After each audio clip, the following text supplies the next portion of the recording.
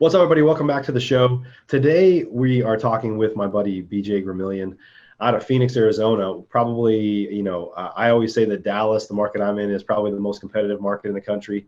Everybody feels like their market is the most competitive, but if there was a more competitive market than Dallas, it's probably Phoenix. And so we're kind of fighting for most competitive markets in the country. But BJ and his partner, Brad, and really a number of people have been involved in their organization to help them grow their business and kind of live through the trenches over the past 10 years. And they've done a number of things. They have some kind of lessons learned, some lessons learned from failing, and some lessons learned from what's working well that he's going to share with you today to help you build a stronger business. Let's go ahead and get started.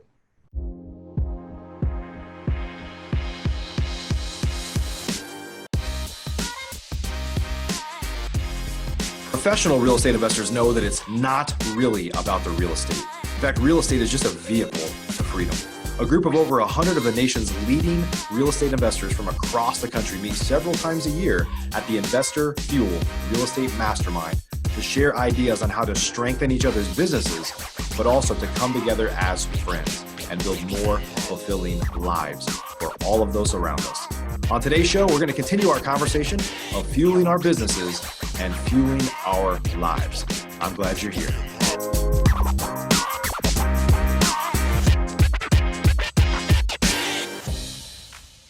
BJ, hey, welcome to the show. Mike, thanks for having me on. Yeah, it's exciting to have you guys on here. And you guys have been Investor Fuel members for a couple quarters now. Mm-hmm. And it's been great to learn. You guys probably have one of the most diversified businesses of almost anyone else in the group, in that you have, obviously, you fix and flip houses, you wholesale, you have a construction business where you do new build construction. You guys have a plumbing business and a demo business, and I'm sure there's a couple ones that I'm missing in there. But I know that's all come from areas where you pivoted over the past 10 years of being in business. And so I'm excited to kind of unlock some of those things, because I think that's how small businesses work. You're just constantly pivoting towards what's working and moving away from what's not, right? Right. Yep. Yeah. So tell us a little bit about your background. I know you guys have been investing for about 10 years now, but take us back to the beginning and kind of how you got started in real estate investing, and let's take it from there. Sure. Yeah. So Brad actually he got started in right around 2008. He came from Dallas actually, and started his family out here in the Phoenix area, in Mesa, Arizona actually. And so our office is now in Gilbert, but we actually moved into a neighborhood close by each other, and so he started in that. I was in the financial industry with Edward Jones, actually. So that was an interesting experience. I got out of college with a psychology degree, so I had no idea, what I was going to do, how was I, going to support my wife and family. So I felt like I owed it to my father-in-law to come up with something. So didn't know anything about the financial industry sector, so I got an Edward Jones and started with that. They gave me a phone book and told me to go out and start knocking doors and cold calling, basically. And so that's, I was a door-to-door bond salesman, basically. You got some thick skin early on. Oh yeah, no, it definitely, it was tough work in the beginning, and I always hit my numbers and stuff, but I mean, to be completely honest, I had no passion. I didn't enjoy it. The money was okay, like it was enough to support the family, but again, it wasn't something that I was enjoying. And then I, looked at Brad, and he was always telling me what he was doing. And so, I'm sure most people know that Arizona in 2008 and 2009, it was kind of like the Wild West out here. So probably similar to how it was in Dallas and some other areas, but especially Phoenix market, LA, some parts of California. I mean, there were thousands of homes every day going on the auction block. And so he got involved in the investment side really quickly, worked with some investors. He got to see it firsthand. And he's telling me these stories about, what they were doing and what they were buying homes for. So, long story short, that excited me a whole lot more than selling bonds door to door. So I jumped ship, teamed up with him. And, we've been working ever since together. We branched out from our original broker in about 2010 or 11, started Better Choice Homes, and now we have our own brokerage here in Gilbert, Arizona, and haven't looked back since. So I forgot to mention the brokerage part. So mm-hmm. started with a brokerage, and then along the lines, you guys started to diversify into other businesses. So Mhm. I know some of that was you needed that service for your own business, and it just turned into like, you're doing some construction for yourself, so might as well start a construction company. And Yep. some of them were, maybe for other reasons, but kind of talk about when you started to diversify, and why you did some of those things. Sure. So, back in the crazy days of 2008 through 10, everything that we purchased was typically from the auction. We were also buying a lot on the MLS. And so that was how we picked up all our homes.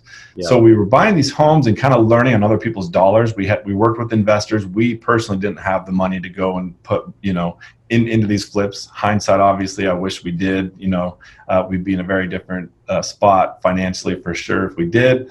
But of course, that's hindsight. But it was nice to learn on everyone else's dime, So we got to learn from their mistakes, failures. Back then, there weren't a lot of failures. It was just kind of like you're buying a home for $30,000 and you're selling it for $50,000, and it was pretty simple math. But we actually ended up building an entire property management portfolio for this company because we didn't have a property management company. And so, we started realizing after about 150, 200 doors that we gave this guy that we realized, hey, you know what?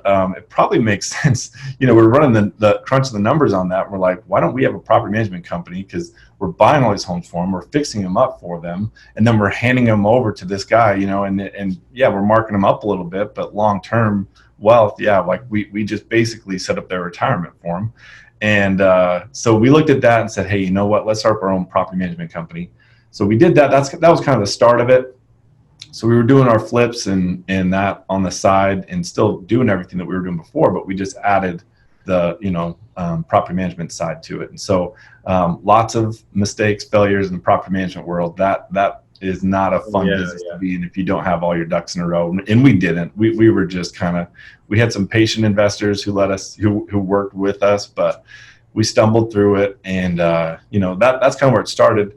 And then we went from there to, we did that for a while.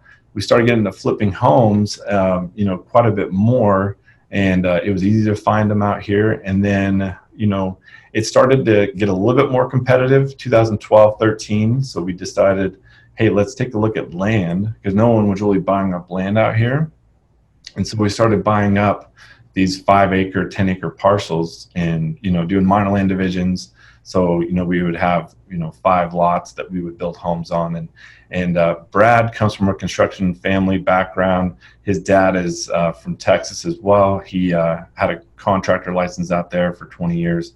He came out here, worked with us. So we teamed up together. We started the construction side. And then that again, it was just kind of an opportunity that we saw that it was just more or less just kind of running on the side, while we were doing our main business has typically been just flipping homes. And then just as the market changes, you just have to roll with it. And so it eventually, it turned into a construction company and then during that time, probably every year, it seems like there was a new business opportunity that popped up that just was a wrinkle of what we were already doing.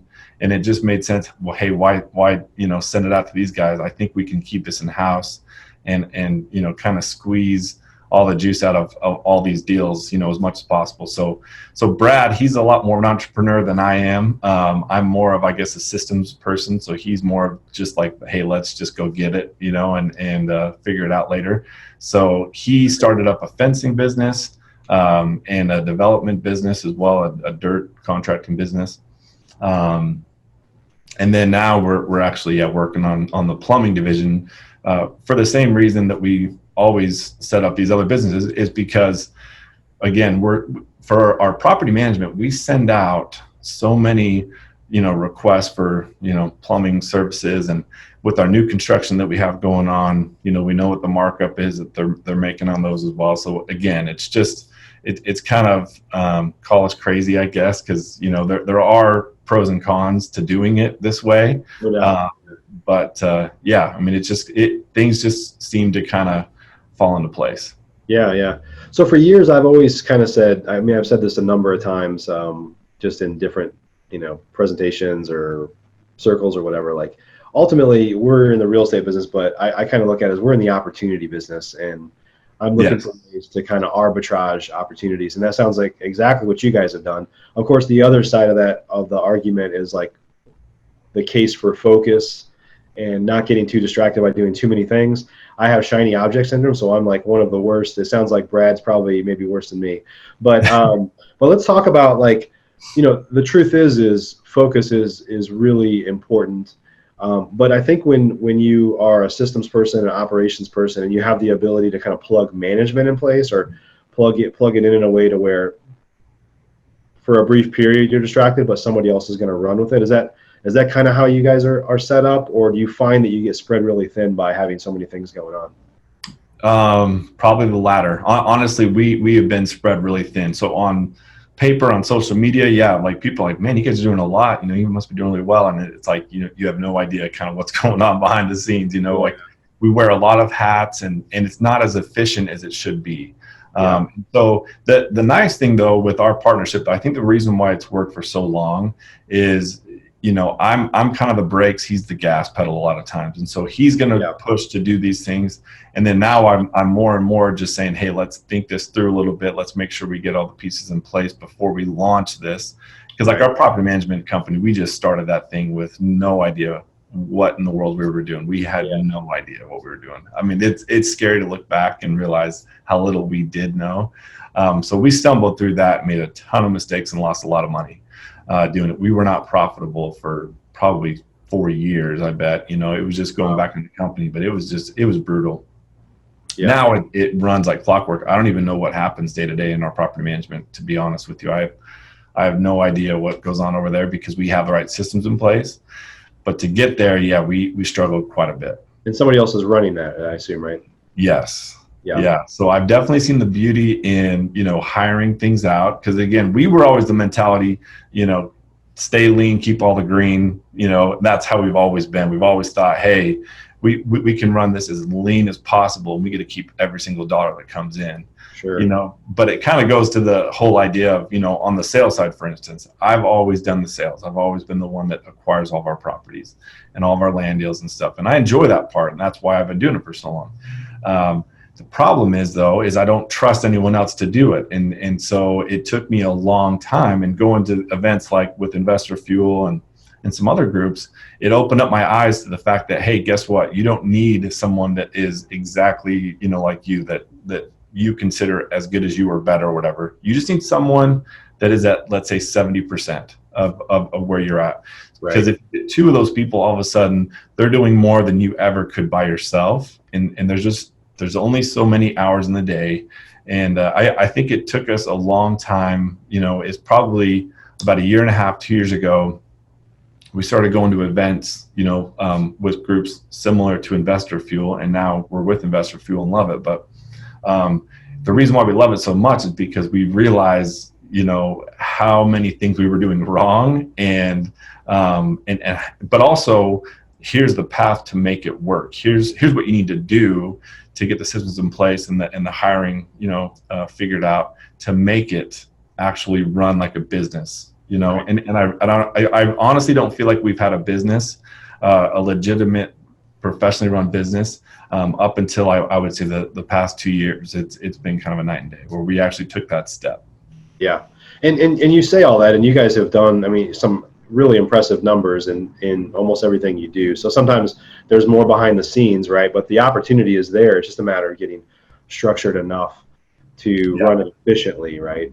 Mm-hmm. So the good thing is, I think a lot of the lessons, you probably would advocate for this, the lessons you've learned can be applied. In the real estate investing business, at the end of the day, we're a small business. There's like sales and marketing, there's systems and processes, there's financial cash management and things like that. And what we do as real estate investors is really kind of small business 101. Like, you can apply those lessons and even processes for recruiting and things like that over and over again to pretty much any small business, right? Yeah, absolutely. Yeah. So what are some of the regrets you have, if you go back to being so diversified on some level? Focusing on X has pulled you away from Y and stuff like that. Maybe talk a little bit about some of the lessons learned there. Number one, and I think you can relate with this because you got in the business, I think, around the same time that we did, right? 2008, yeah. Okay, yeah. So really close to the same time period. So 2008, I think this was kind of new for, all of us saw the opportunity to go with what you're saying. I think all of us saw the opportunity. And so we just put our heads down, went to work, and just did what we thought was best. It wasn't right or wrong. It was that's just what you did.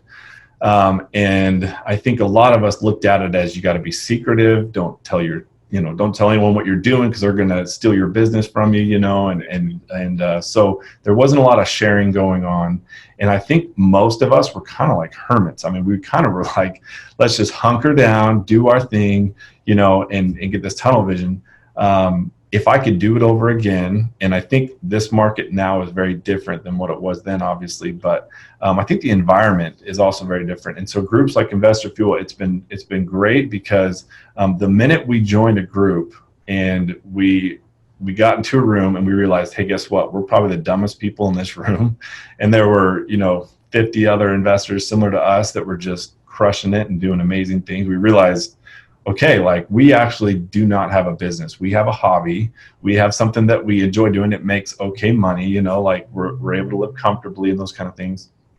And we're doing fine, but we don't have a business, And so It was eye-opening for me to then reach out to different investors, and everyone, as everyone shares, the more that we share, the more that we gain from that. And so I think that's really important for new investors that are getting into it now, or for anyone that's been doing it for a long time. If you're just hunkering down in your own desk, like in your own office, and you're sitting down at your desk every day and you're not networking and talking to people, your growth is going to be stunted immensely. Yeah. I think, and we talked about this. We've talked about this a number of times.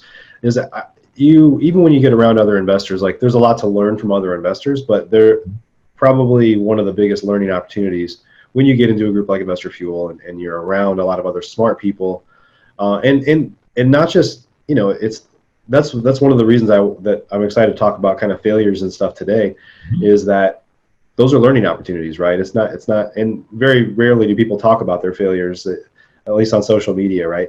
Right.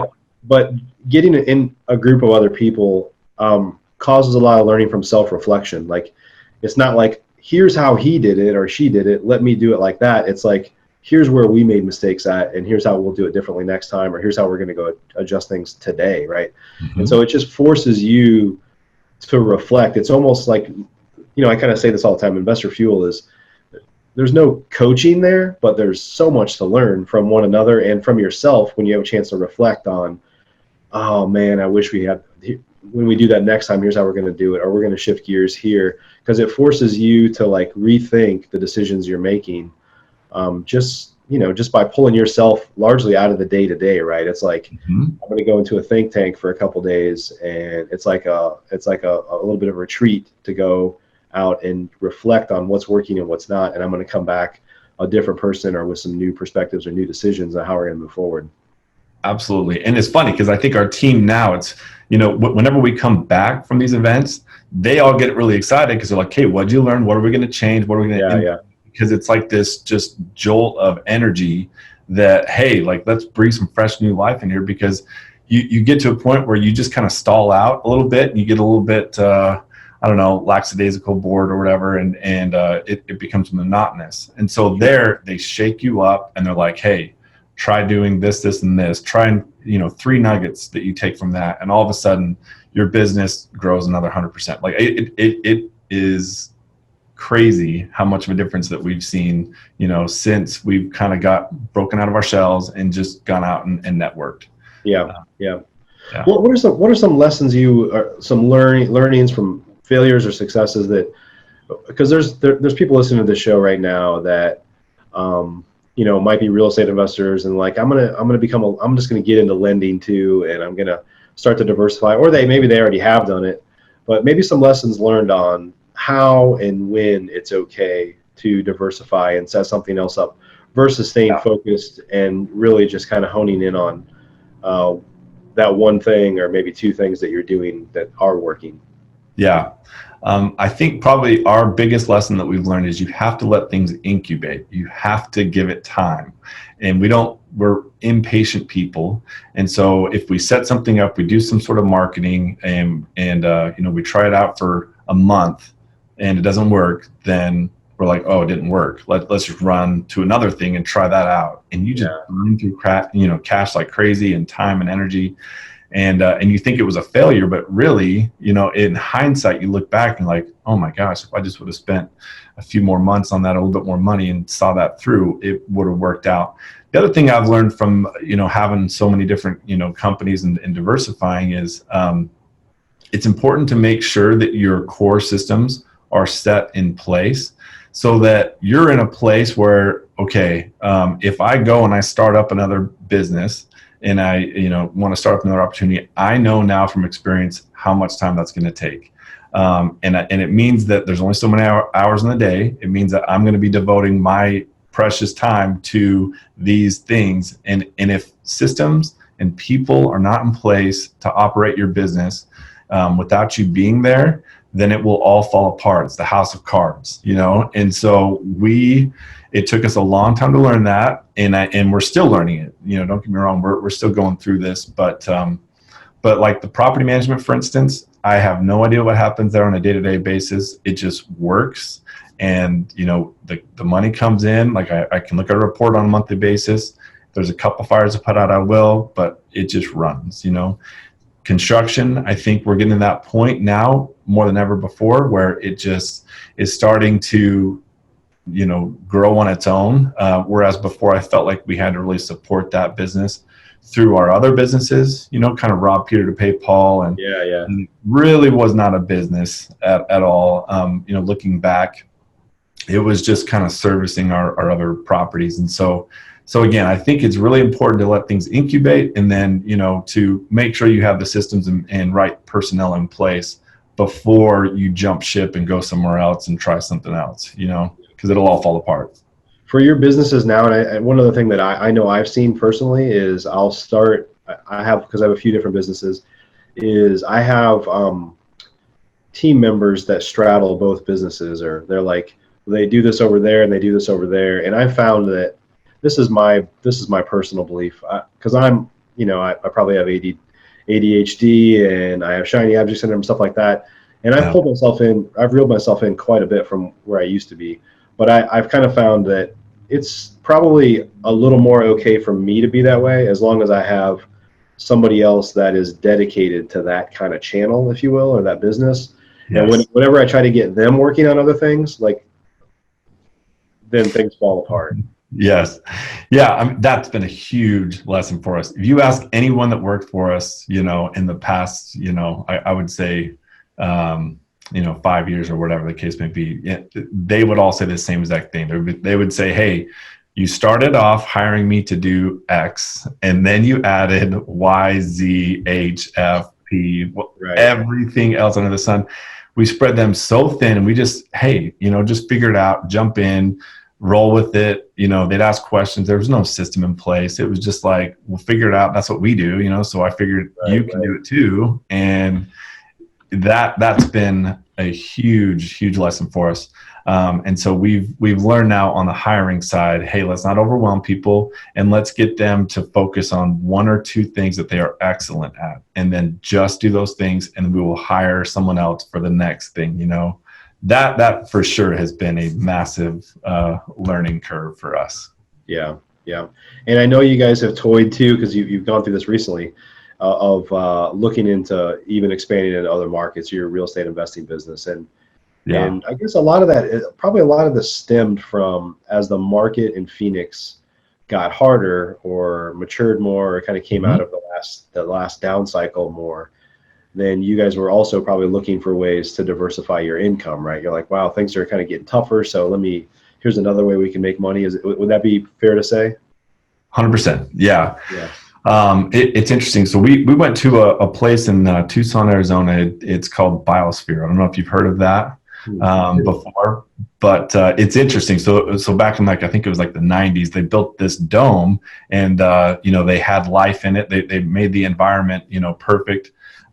for these people to live in there, and they just wanted to see, how they would. And really, the idea was to see if we could create an environment in a biosphere and replicate that in outer space, right? And so on a different planet. So that was kind of the idea going into it. But they learned a lot from that, and so these people lived there for several years. And one of the things that they learned was, so these trees, they would get to a certain height, and then all of a sudden they'd fall over. And so they were trying to figure out, hey, what's going on? They realized that the wind, the resistance that trees get on a daily basis is imperative to their growth. Without the wind, without resistance, it's not going to grow. And so that really stood out to me, because I realized, okay, we're in Arizona. I don't know if it is the hardest market. It's got to be, up there for sure. Compared to other markets. And we actually just got back from a couple of different markets down south, and it's very different. So, we're in a very competitive market on the flip side in wholesaling. And so, I would say the past 6 months, we've looked at this as, man, our margins are going down. Our income is getting squeezed. We're spending a lot more for these leads. We have Open Door and OfferPad and Zillow now. And it seems like literally every single, company, hedge fund that wants to try their hand at buying homes, they typically start in Arizona for whatever reason, so we always get the brunt of everything, it feels like. So, there's two ways to look at it. And for a long time, we looked at it the wrong way, in my opinion. We looked at it as, everyone else is doing good in their markets because they don't have it as hard as we do. And so, of course, they're doing good, and so we would come up with excuses. And so I look back at that and I'm like, you know what? We were looking at that all wrong, because if I look back on the past 6 months, this year, and even if you go back a year from now, I can tell you without question that what it's done is it's shined a light on every single system, process that we have not shored up and improved. And so it shows you every single weakness that you have, because out here in Arizona right now, if you buy a home, the margins are smaller. So you have to buy it exactly right. And you have to have all your ducks in a row on the construction side. You cannot go over budget. And you have to list it quickly, in order to make the same profit that we're hoping to get. And so by having it so difficult right now, it has basically helped us to grow our construction company. It now is on its own 2 feet. And at this point, I feel like it's in the best position it's ever been. And I can only see it improving because of the hires that we've made, the way we've trained them, the systems we've put in place. I think all of those things are now setting up the building company, Better Choice Builders, to have a fantastic year this year, and then into the future that could end up being our biggest business. Right now it's not even close. Like our flips and wholesale business has always kind of been the meat of the profit, but I really do think that now that is set up to really succeed on its own without any help from us feeding it homes, for the flips. And instead now it's doing all of the new construction, and doing client remodels. And we're also building, some beautiful custom homes for clients as well. All of that outside of our main business. So it really has been a blessing. And so, yeah, the resistance when it happens, no one likes to work out. Everyone, at least I don't like to work out. I'll put it that way. I'm sure there are people that do. I hate working out, but every time I leave there after, all that resistance training, obviously you feel better. And it's it's a necessary part of life. Yep. Awesome, man. So let me ask you a question. So for those listening right now that are aware of Investor Fuel, they're actively doing deals right now, considering a mastermind, like, could you share a testimonial of what it's meant for you and your business? I know you've been in some other groups before too.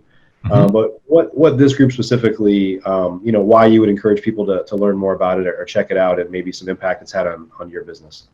Yeah. A couple things that stood out to me with this group were the caliber of people, number one.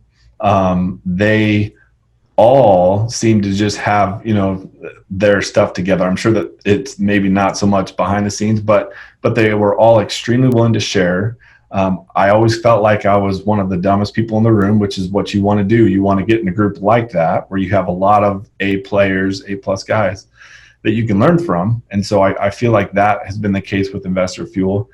So the caliber of people has been fantastic. And then they're all willing to share. And so, like, for instance, we just came back from Alabama.